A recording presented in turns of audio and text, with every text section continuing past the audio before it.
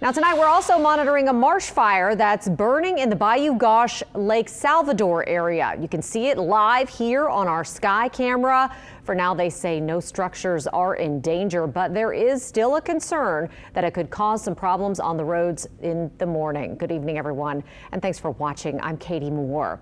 That concern is that we could see an extra dense fog if the smoke from the fire mixes in with that fog that's in the forecast, and that's why we're calling this a weather impact alert. And we want to get right to Chief Meteorologist Chris Franklin on that. Chris? Yeah, we're going to be watching this very carefully through the overnight and especially for the morning commute tomorrow, because this added debris in the air coupled with the high humidity and the likely development of fog would lead to what we saw several years ago, a super fog event. Now, what we're looking at on our tower camera, that smoke plume really has not stopped. Now, earlier in the afternoon, it was a bit higher in the sky, so radar was very clearly able to depict that smoke plume as it spread across the city. Now it looks like it's almost dissipating, but I think it's because now it's almost below the radar beam, so we're not seeing it quite as much. And there is not only one fire, there are actually two fires. Another one farther west in St. John Parish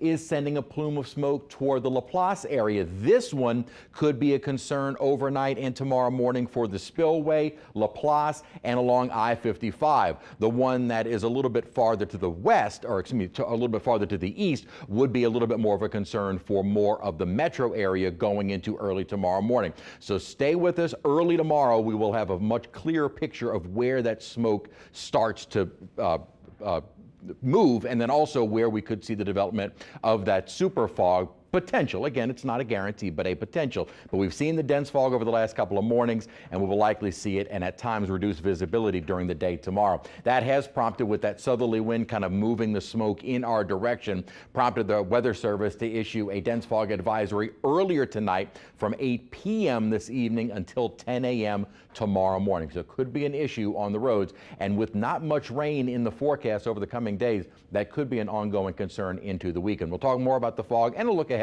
at better rain chances next week in just a few minutes. Okay, thanks so much, Chris. And Amelia Strahan's getting a closer look at that marsh fire in St. Charles Parish. She's been talking with officials tonight about what they're doing about the fire and what their concerns are about tomorrow's fog in the forecast. She's joining us now. So, Amelia, what did they have to say? We're here at a subdivision just east of Boutte, and we talked to some neighbors who live here. Now, they say they just noticed the smoke within the past hour and a half. And if you take a look behind me, you can see how hazy the air is above the marsh. I'll step out of the way so you guys can get a better look. There's one plume of smoke here, and then there's another just north of it. So it does appear that this could be two separate fires. Here's some video we took from the Huey P. Long on the way here, so you can get a better look at kind of what I'm talking about. From a distance, it looks like it's dissipating down at the bottom towards the base of the marsh. But once you get up close to it where we are now, that definitely does not appear to be the case. Up close, the smoke is very dark and thick. One resident said he got home from work at noon to clear skies and was surprised when he walked outside about an hour ago.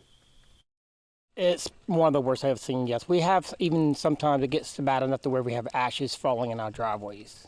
As far as the smoke goes, I just noticed it coming out now, but last week I noticed a little bit of smoke and also some smelling last week.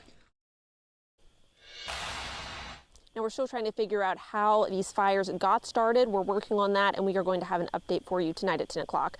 Reporting live from St. Charles Parish, Amelia Strahan, WWL Louisiana. Yeah, and we wonder if it actually started back then when he first smelled it. So thanks so much, Amelia. We're going to continue to watch the developing situation. You can always find the latest on our website, social media, and free smartphone apps.